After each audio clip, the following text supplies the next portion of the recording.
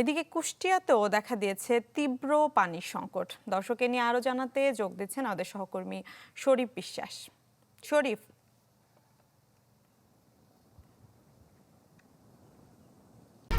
1, 2, 3 ঢাকায় জমি জিতে নিন 100% ক্যাশব্যাক সহ 20 কোটি টাকার পুরস্কার।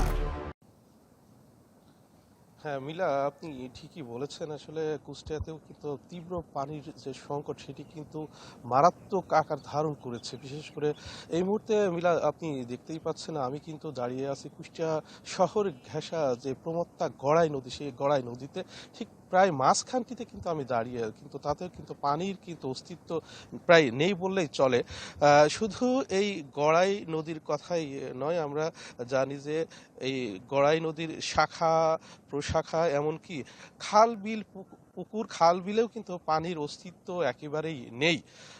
বিশেষ করে গ্রামাঞ্চলের অবস্থা খুবই ভয়াবহ।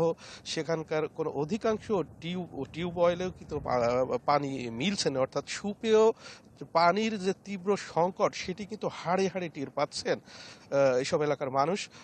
যদিও আমরা জানি যে সুপেয় পানির অভাব পূরণ করতে আমরা দেখেছি বা স্থানীয় জনস্বাস্থ্য প্রকৌশল অধিদপ্তরের সাথে কথা বলে জেনেছি যে মাত্রাতিরিক্ত সাবমার্সিবল পাম্প তারা ব্যবহার করছেন, অর্থাৎ যারা টিউবওয়েলে পানি পাচ্ছেন না তার বিকল্প হিসেবে তারা সাবমার্সিবল পাম্প বসিয়ে তারা পানির সুপেয় পানির চাহিদা মেটানোর চেষ্টা করছেন। এটি মারাত্মক একটা প্রবণতা, খুব খারাপ একটি প্রবণতা। এইভাবে যদি চলতে থাকে তাহলে অদূর ভবিষ্যতে কিন্তু যে সুপেয় পানির যে লেয়ার আরও নিচে নেমে যাবে, সেক্ষেত্রে সুপেয় পানি কিন্তু পাওয়া খুব কঠিন হয়ে যাবে। সব মিলিয়ে বলা যায় এবার যে পরিস্থিতি সৃষ্টি হয়েছে অন্যান্য বারের তুলনায় সুপেয় পানির যে তীব্র সংকট সেটি কিন্তু মারাত্মক আকার ধারণ করেছে। সব মিলিয়ে যে পানির যে সংকট সেটি কিন্তু হাড়ে হাড়ে টের পাচ্ছেন এই অঞ্চলের মানুষ।